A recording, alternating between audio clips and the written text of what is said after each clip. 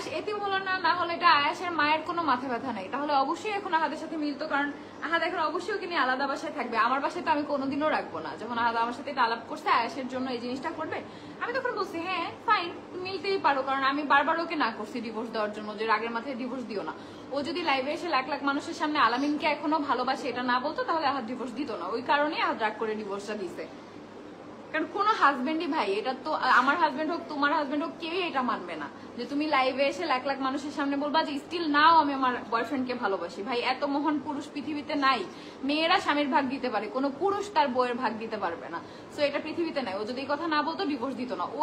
ওই লাইভ করার একদিন না কয়দিন পরে, 2 দিন পরে হচ্ছে ডিভোর্স দিয়ে দিছে আখিকে। ও ডিভোর্স দেওয়ার পরে আমাকে জানাইছে যে ডিভোর্স দিয়ে দিছি, ডিভোর্স পেপার আমাকে দেখাইছে যে পাঠাই দিছি। আমি জানতাম না, তখন আমি ওকে বারবার বলছি যে ডিভোর্সটা দেওয়া তোমার উচিত হয় না এর আগের মাথায়, যেহেতু একটা বেবি আছে সবকিছু এত সোজা না। কিন্তু এখন তার মায়ের যদি তার সন্তানের জন্য বাবার প্রয়োজন না হয়, তাহলে একাই বড় করুক, সমস্যা কি? দুষ্টু মেয়ের মিষ্টি হাসি, হ্যাঁ কুটু একটু হাসো তো। মাশাল্লাহ, অবশ্যই মাশাল্লাহ বলবো সবাই ওকে দেখে। হাই মামনি, ওই যে দেখো তোমাকে হাই মামনি বলতেছে, দেখো।